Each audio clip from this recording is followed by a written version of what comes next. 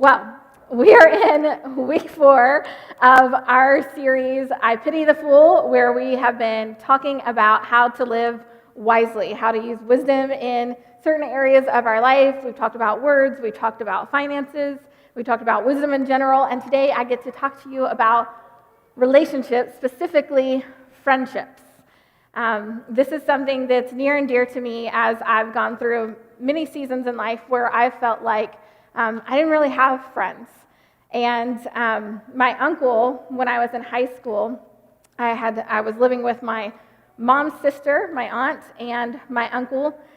He was not a believer at the time, but he imparted some very good words of wisdom that I needed in that season of my life. And he told me, and I'll tell you guys, to raise up a hand, raise up one hand. He told me this. He said, the true, good, close friendships that you have in your life at any point, at any given point, will always fit on one hand. It may be less than 5, but rarely ever more than 5. He told me this at a time in my life that, as I said, I was living with them. My dad had passed away before my senior year in high school. And although my dad wasn't the greatest dad, there was still pain there. There was still a lot of things going on in my life, and I needed my friends.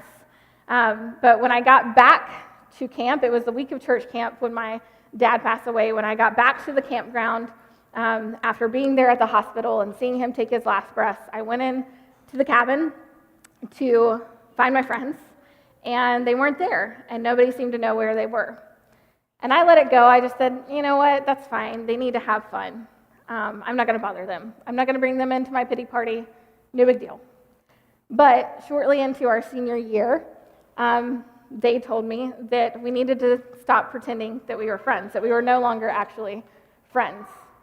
And in that season of my life, I felt an immense amount of hurt, pain, rejection, betrayal a little bit. And I just thought, you know what? That's fine. I don't need friends. I got Jesus. That's all I need, right? Like, that was my mindset. But what really happened in that time, I put a lot of blame on them, but really, I never went to them. I never told them about how hurt I was when they weren't there. I never really opened up to them about the things I was struggling with. But in that season, when they did that, it really opened up a lot of other wounds that I had never shared, that I had never really healed from. And so I began to put up these walls. And when it came to relationships and friendships, I just decided, you know what? I'm just going to keep it at a certain level, just a surface level. I'll never go that deep, so that way I don't get hurt. And I had decided that the risk of rejection was not worth what I might receive in relationships. I had decided that. So when I began a friendship or a relationship, I might share some things that was enough to make them feel close to me, but not really enough to go below the surface. And in fact, sometimes I even would share some very difficult parts of my story because I used it as a test. Like, hey, if they're not willing to stick with me or be there for me when they know the worst parts of this, then they're not worth my time. And I realized real quickly that I was in a place where I had no real friends. And it was at that time that I began to realize that, yes, I have God, but I also need community. I need friendships because I forgot this truth, that we were created for community. We were created for community. I was, you are.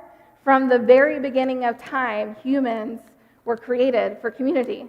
If you go back to the very beginning in Genesis 1:26, when God was creating man, God said, let us make human beings in our image to be like us. That word our means it's more than just God. God, in the very beginning and all throughout time, has existed in community with himself. We believe in the Trinity, a triune God, which means we have God, we have the Father God, we have the Son, and we have the Holy Spirit.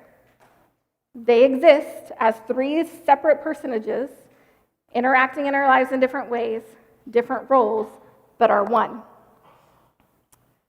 And so when God created us in his image, he is also creating us to be in community. Not just with him, but with others. Because when he created the world and he created this magnificent paradise and he created humans, he created man, there was only one time that he said it was not good. And that was when he looked and he saw and he said in verse 2:18 of Genesis, he says, "It is not good for the man to be alone."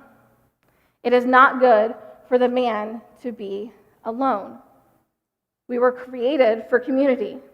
And at that point, God said, let's find him someone. And I want you to take out man and just understand that that means humans. It is not good for us to be alone. But we have bought into this lie. We have decided that we want to trade deep, meaningful connection and community for surface level social media updates and just like simple occasional lunches out, occasional dinners. Sometimes it's because modern conveniences. It makes us feel like we're connected, but what we see is that people feel more lonely than what they maybe ever have in this day and age.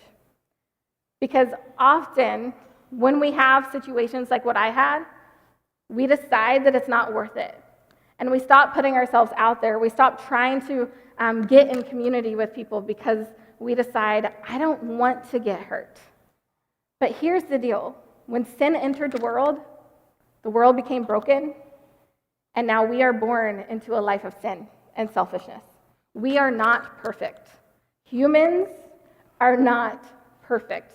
But we have begun to place perfection on people and in our relationships that we have forgotten that they cannot do. So we need to stop trying to place something on people that can only come from God. Perfection only comes from him. So your relationship with him, that one will be perfect. He will always be there. He will never abandon you. He will never leave you. He will love you always. There's grace that is sufficient for you even at your worst of times. But with people, it's a little different. We don't have as much grace. We don't have as much patience. We fail a lot, all right? And so last fall and summer, this was something that was really important to me. And I found the book by Jenny Allen called Find Your People. It's Building Deep Community in a Lonely World. And I've got a couple quotes from her because here's what she said, and this is something that we need to realize, is that outside of Jesus, relationships are the greatest gifts we have on earth and simultaneously the most difficult part of being alive. Relationships are hard. Like, life is messy. We are all a bunch of imperfect people trying to go through this life together, and it is hard, all right? My life's messy, your life's messy, you throw in all that mess together, it's a whole big mess, okay? But it's worth it because it is also one of the greatest gifts you can have, being in relationship with other people. And she also says this, and this is an important truth for us to remember and understand, is that I will disappoint you, you will disappoint me, but God will never disappoint us. And so when we can start a relationship with God and have him at our center and remember that he is the one who can really fill that void in a way that other people can't, then your other relationships will be better off for it. Because too many of us have bought into that lie that says it's better to be alone than be hurt. It's better to be alone than deal with a mess. It's better to be alone than have to share in somebody else's burden or try to open up and allow them to share mine. We have bought into this lie. And so when I was reading this book and I went back and read it again, and I did my own search as well, one of the most Google searched topics or questions is, how do I make friends? How do I make friends? Like, we weren't necessarily taught that growing up, all right? It just kind of came naturally. When you're in school, it's really easy to make friends because you're with the same people every single day, right? Day in and day out, you're doing the same things, you're learning the same things. So it's easy to make friends in those times. But something happens between the time that we're out of school that it's like we forget. And one of the biggest things that I hear in ministry as well, people tell me, I don't have any friends.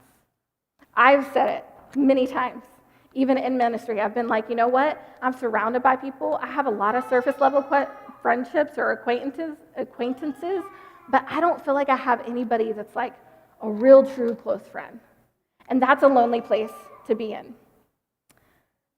But I had to wonder, do we truly understand what it means to be a friend? Do we understand the definition of a friend and what being a friend means? So let's start there. Friend, the definition for friend is a person whom one knows and with whom one has a bond of mutual affection. Seems pretty simple. I like you, you like me, let's be friends, right? But Warren Wiersbe says this about friendship. He says friendship is something that has to be cultivated and its roots must go deep. In other words, you have to work at it continually and you got to get below the surface.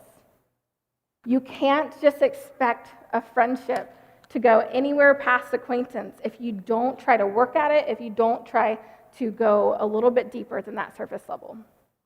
I think often in life we forget, like we kind of mistake acquaintances for friends. More research says that humans can cognitively handle up to 150 meaningful social relationships. 150. That's a pretty big number. But what we have to realize is that in that 150, there's about 50 that we have a little bit more of a relationship and connection with. That's probably the people that you work with, your close family, extended family, people that maybe you see all the time at your kids' sporting events. That's in your 50. But within those, research shows that your close friendships will be 5 or less. That's research. But often, we fail to look what's right around us, and we never go deeper, so we are left being surrounded by people and not feeling like we have any true friendships. There are 3 different types of relationships or friendships, if you will. You've got reason, season, and lifetime. Often, we can confuse these a little bit, so then we're left feeling hurt, discouraged, feeling that sense of like, why do my friends always move away, when we fail to realize what type of relationship it actually is. So with reason relationships or friendships, those are ones that are, they exist for a very specific reason. These are the people who maybe help grow you or challenge you or teach you something specific for your life. I think of my friend Destiny that I met in college who we ended up finding out that we had a very similar story as far as abuse and trauma goes. And she was one of the first people that I really got to open up and share my story with. And because of that, she was able to have hope and begin her healing process. And I was able to see that I could share my story in a way that helps people. And it gave me hope from that pain, a purpose from that pain. That was a very specific reason friendship. I'm still friends with her on Facebook, but we're not close, okay?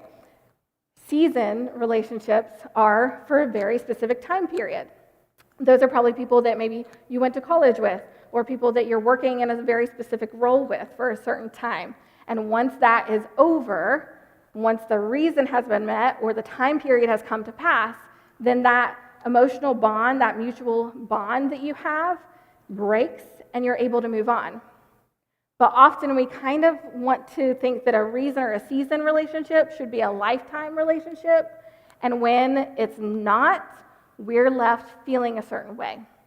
And so lifetime relationships or friendships are those that endure, that are mutually beneficial, the ones that there's a strong connection that's used to help us to thrive and to grow and to become our best selves. Those are parents, siblings, spouses, and your best friends. But the trouble comes when we try to make reason or season relationships last for a lifetime. We have to understand the difference, the different levels within friendships and relationships. So now that we kind of have an understanding about friendships, what they mean, how do we choose them, how do we go about being good friends, and how do we create and cultivate them? So first, when it comes to friendships, we need to choose carefully. This is where the wisdom comes in. And I just want to remind you, we have notes out on src.life/notes, or you can scan that QR code in front of you. You're going to want to do that because there's a whole lot of scripture and a lot more that I don't actually share, okay? But with the Proverbs, when it comes to choosing your friends, Proverbs 12:26 says this. It says, "The righteous choose their friends carefully, but the way of the wicked leads them astray." Proverbs 13:20 says, "Walk with the wise and become wise, for a companion of fools suffers harm." You should choose your friends carefully, otherwise you may end up suffering harm or being with people that lead you astray. Use wisdom when you're choosing your friends. And when you're choosing your friends, ask this question. Ask, what is the basis for this friendship? What is the basis for this friendship? The basis for true friendship is love. It should always be based on love. That mutual affection is what comes in. Proverbs 17:17 says, "A friend loves at all times, and a brother is born for a time of adversity." 18:24 says, "One who has unreliable friends soon comes to ruin, but there is a friend who sticks closer than a brother." When you have true love and mutual affection for your friend, then you're going to be there. You're going to stick it out with them. You're going to fight for that friendship. You're going to fight in those times that they need you to fight for them because they don't have the strength for it. You're going to be there and stick close at all times, in all seasons. When it's hard, when it's hurtful, when you need to forgive something, you are going to be there. And there's a lot that Proverbs has to say about bad friends, okay? But here's the deal. Friendships that are based on sin or money are destined to disappoint you. They're not good. Friendships based on sin or money. It goes without saying that you probably don't want to be friends with dishonest people, with people who are rebellious or foolish, people who are angry all the time. You may want to steer away from them. People who are looking at you as a friend just because of what you can give them, probably not a good friend. There are a lot of references that you can look at on src.life. But now that we know how to choose carefully, let's go into seeing what the characteristics of true friendship really is. We already talked about loving, all right? True friendships should be loving, all right? True friends are loving, but they're also loyal. Proverbs 27:10 says, "Never abandon a friend, either yours or your father's. When disaster strikes, you won't have to ask your brother for assistance. It's better to go to a neighbor than to a brother who lives far away." This is incredibly important, not just for you, but for your kids. In our baby dedication process, we have people watch 2 videos, and one of them, it talks about widening your circle.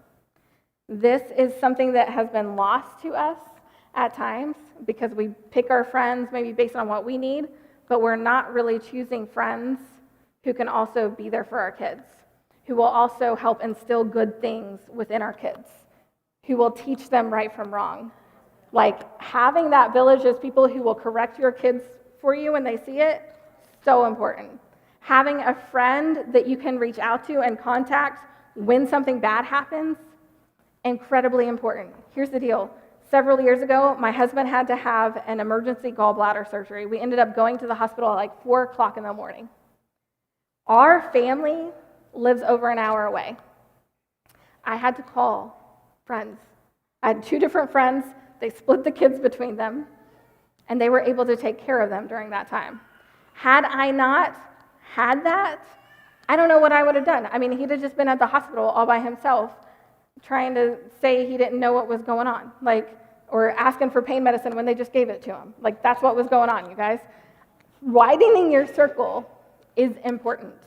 You need to have people that are there for you, and make sure, you can probably think back about some of your parents' friends that have been there for you. I want to have friends that when my kid won't talk to me when they're a teenager, maybe they'll talk to one of my friends. Think of it in that way. A good friend keeps a confidence. Proverbs 25:9-10 says, "When arguing with your neighbor, don't betray another person's secret. Others may accuse you of gossip, and you will never regain your good reputation. So the Hebrew word re'ah is interchangeable between neighbor and friend. So in this verse, we see it as neighbor, but I wanted to bring this out because what's true of a neighbor should definitely be true of a friend. All right, and so basically what this is that disputes among you and your friends should stay between you and your friend.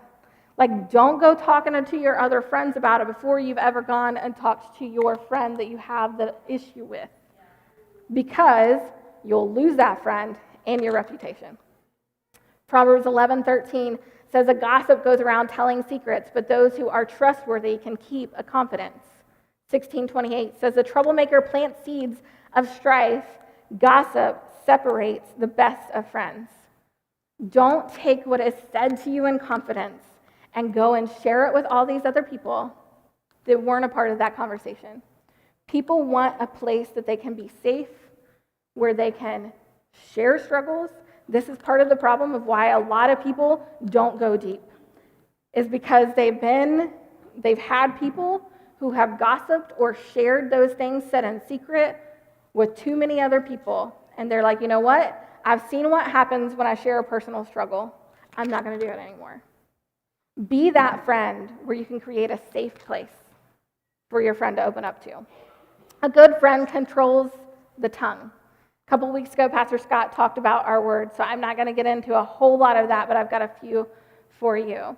11:9 says, with their words, the godless destroy their friends, but knowledge will rescue the righteous. 18:17 says, the first to speak in court sounds right until the cross-examination begins.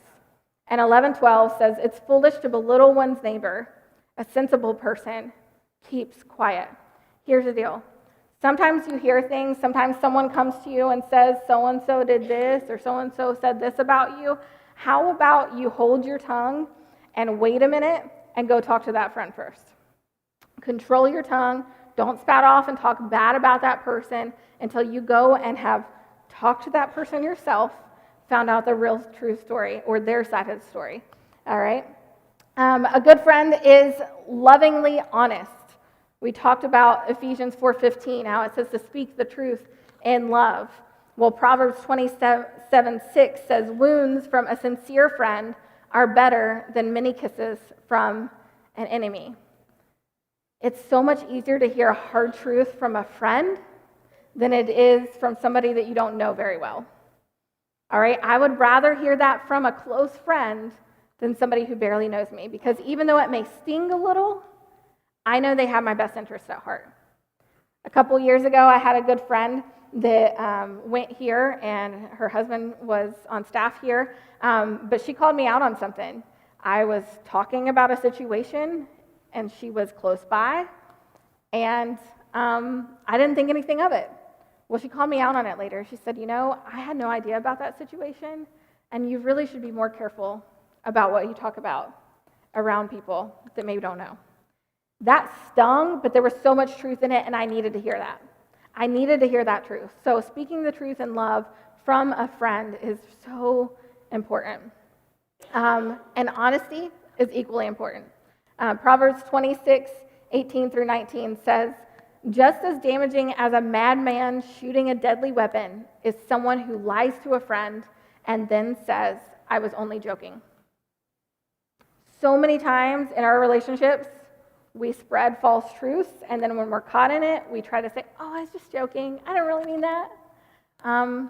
No, just say the truth, say the right thing. And if you are a friend who does this, maybe stop.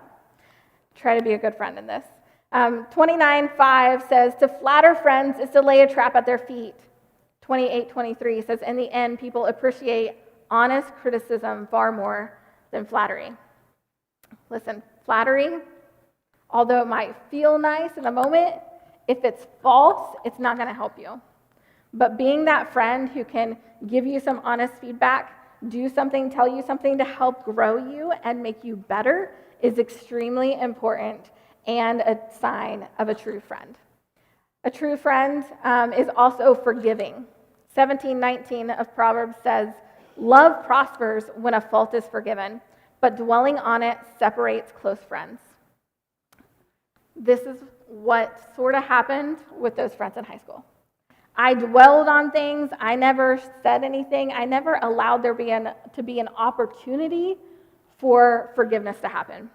I dwelled on it for too long to where then I just was like, nope, don't need them. Know when to take something to your friend and when you need to just let it slide. Jenny Allen, in her book, she talks about keeping short accounts with people.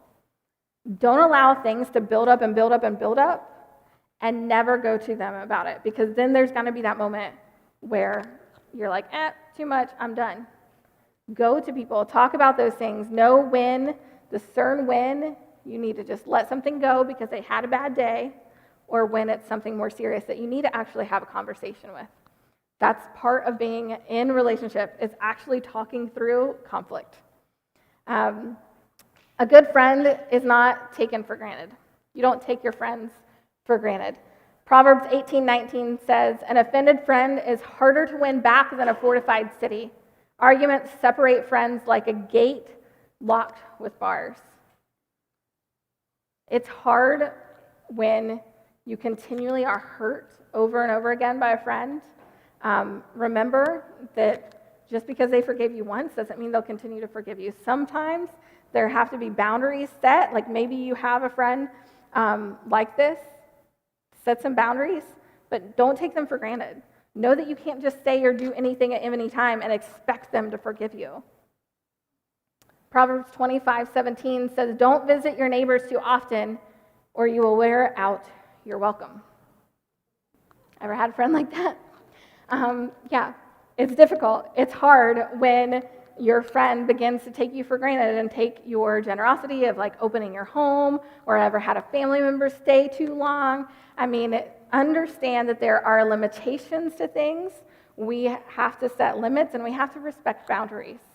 This is not talking about like maybe you have a friend who's having a difficult time. They're stressed with their kids, and you know that showing up with some coffee or taking their kids for a little while will give them all the help that they need. That's not talking about that, okay? It's when you are taking advantage of being there day in, day out, all the time, not allowing them any space to breathe, all right? A good friend counsels and encourages. 27:19 of Proverbs says, the heartfelt counsel of a friend is as sweet as perfume and incense.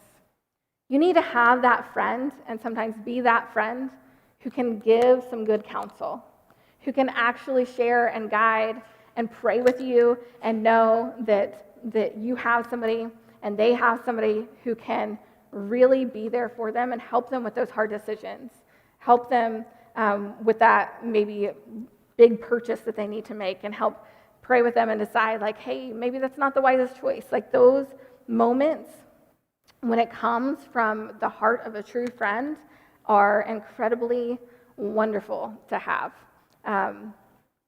Proverbs 27:17 says, as iron sharpens iron, so a friend sharpens a friend. You need that friend that is going to challenge you and help make you better. We believe that we are better together. We also believe that we never stop growing. So many times in our friendships, we get to a place where we no longer challenge our friend, or we are afraid to say things to help make them better. Exactly that is what my friend Erin did for me whenever I said something that I shouldn't say. She called me out on it. She made me better. You know, when knives get dull, they stop being able to do what they were meant to do. It's the same way with us. We need people who are going to stir us on, encourage us, and help us to continue to do the things that we were created to do. A good friend also needs to be sensitive to one's needs and feelings. Proverbs 25:20 says, singing cheerful songs to a person with a heavy heart is like taking someone's coat in cold weather or pouring vinegar on a wound. Understand that there is a time and a place to say the thing. Sometimes our mouths get the better of us, and we think we're being helpful, and we're not. Use discernment and wisdom to know whether you need to just sit with the person in their pain and keep your mouth shut. Like sometimes we need to remember there's a right place, a right time to say the right thing. Be sensitive to that. Now that we know some of the characteristics of true friendship, and this is just in Proverbs, like there are so many good stories throughout Scripture of good friendships and things that we could learn from friendships, but this is just Proverbs. Now that you know that, I'm going to give you some really practical, simple things that you can do to create and cultivate friendship. The first thing is going to seem pretty simple, and that's to pray for friends. If you find yourself in a place where you're like, I don't have any friends, have you prayed about it? That's your first thing to do. Pray for friends. It's so simple, but so effective. Ask God to bring people into your life, or ask God to show you who it is in your life, in your circles of acquaintances, that you should ask to be your friend. And that leads to the next thing. You need to initiate and then keep initiating. So often we don't have friends because we're waiting on somebody else to initiate it, and we need to do the initiating. We need to decide that we're going to actually extend an invitation to somebody. That, hey, this person that I sit with at soccer all the time, we talk and we like some of the same things. Maybe I'll ask that person to lunch. It's really simple. It's so simple, but we forget to do this. But so extend an invitation, initiate it, and don't fear rejection, because there may be rejection in it. Understand that the risk of rejection is worth the reward of relationship. I had failed to believe this at a certain point in my life, but this is true. The benefits of true, good, close relationships far outweigh anything else. In fact, research shows that people who have close friends have better mental health, emotional health, physical health even. Good friendships, close friendships are worth it. But you're never going to get it if you don't take some effort and own some of the responsibility on yourself. Quit sitting at home and saying, I have no friends. Like, if you're sitting at home on the couch all the time and you never go out anywhere, that might be the problem. My husband, he works from home.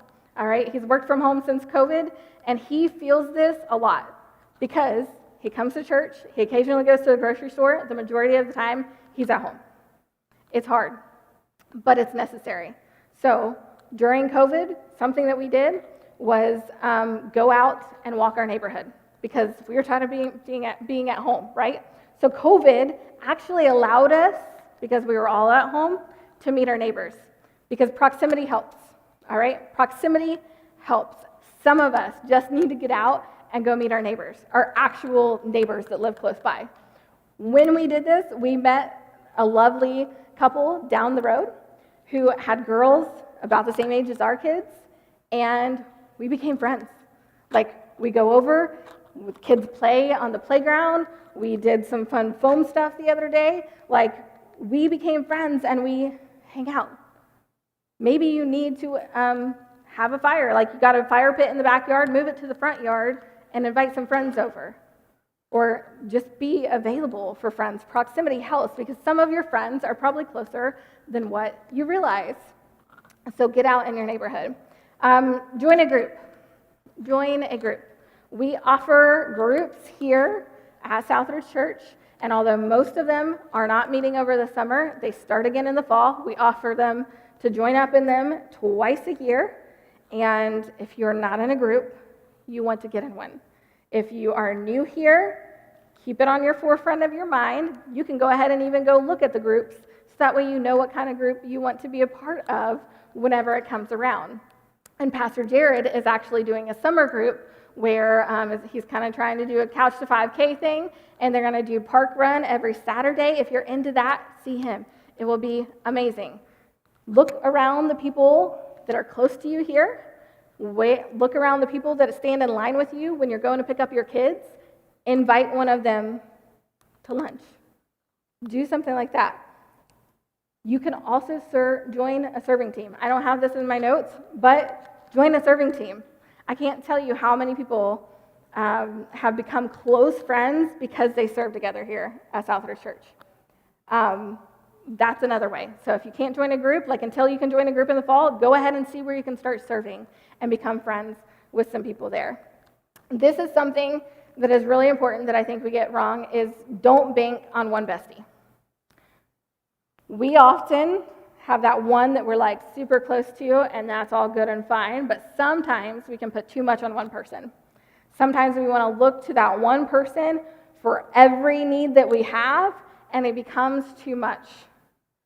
We need to have more than one friend. We all have unique personalities, passions, and gifts, and we each bring something unique to the table. So I have a friend that I know that I can call up anytime about ministry burdens or guidance that I need in ministry. I have a friend that I can go to when I'm struggling in my relationship with my spouse. I have a friend that I can go to when I need encouragement or to be cheered on for something. There are different types of friends, and what you bring to a friendship may not be what somebody else brings. So you need more than one friend.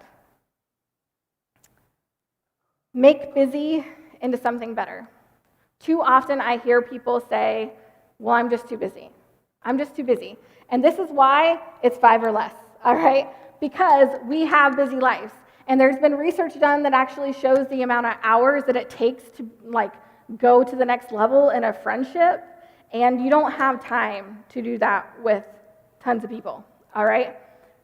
But instead of saying to your friend who says, hey, I really want to get together with you, instead of saying, I'm really busy this week, say the actual thing that you're busy doing. Say, I have soccer practice 2 nights this week. Would you want to come sit with me during my kids' soccer practice and talk to me? It's huge. Invite a friend to go grocery shopping with you or to run errands with you. It's so simple. Take those things that you have to do in your everyday life and see who you can allow to come in and do that with you. It is a very simple thing to do, but it'll make a big difference. There are a couple people here that I see do this really well. And don't allow age or stage of life to prevent you from initiating or thinking that you can be friends with somebody. I hear people sometimes when they're single or they don't have kids, they're like, all my friends are married or have kids, they're busy doing their own life. Listen, as someone with young kids, I like to have somebody who is not constantly thinking about kids to give me some adult interaction, right? Sometimes, stay-at-home moms, we crave it. So, if you're single and don't have kids, go befriend a single mom or a stay-at-home mom. I'm telling you, they'll love you for it. Another thing is to accept the invite and limit your cancellations. When you have a friend that reaches out, if you're feeling that, I kind of feel lonely, I kind of don't, accept the invite. Don't make an excuse. Figure out a way to make it happen. And then limit your cancellations, because I'm sure it's not just me who's had this happen, where you've reached out to somebody and they accept the invite, but it seems like every time it comes close to you're supposed to hang out, they cancel. And then you're just you know what, forget it. They always cancel on me anyway, so I'm not going to invite them anymore. Accept the invite and limit your cancellations. And then go deeper. Go deeper with those friends that you have. This means to get transparent, to accept accountability, to challenge one another, to share your struggles. Ask some deeper questions than that surface level. Oh, hey, how's the kids? How's things going? Ask them, hey, what's making you anxious right now? Ask them, what are you struggling with? Is there a sin that you're being tempted with? How's the intimacy with your spouse? Loaded question. But listen, we need to ask those things.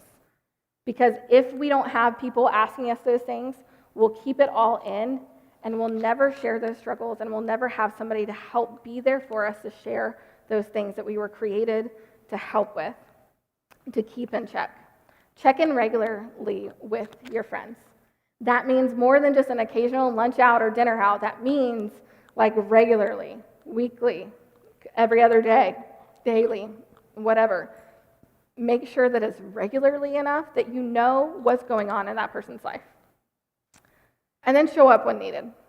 Make sure that you're showing up when they actually need you. It's simple, but effective. The bottom line is this. We are created for community, but it's up to us to cultivate it and to choose it. We have to choose it, and then we have to work at it. We are created this way, but if we don't choose that life, there's nothing we can do about it. I can't help you, every single one of you, individually make friends. We try to help offer opportunities, like with groups, for you to make friends, but if you don't choose it, we can't do anything about it. But our community should really start with that relationship with God. We should be in community with God first and foremost. Because if we don't have a relationship with God, we are going to continually look for other people to fill a void and that hole that only He can fill. So it should start there. If you've never entered into a relationship with God, today is the day. That should be your starting point. That is your next step. To come up, allow one of us to pray with you and lead you to a relationship with Jesus Christ. Maybe some of you just need to do that pray for friends, that first thing. Some of you are in here today feeling lonely, feeling like you have no one to call on. Pray for friends today and continue to pray for them. Ask God to show you those people. Some of us in here have those wounds. We've built those walls. We have all those hurts that we need to lay down and surrender today. So that way we can go and then be in community like we were created to be. Don't allow those past hurts, that bitterness, those feelings that you've had in the past keep you from the life that Jesus died for you to have, for the life that you were created to have. Lay those things down today.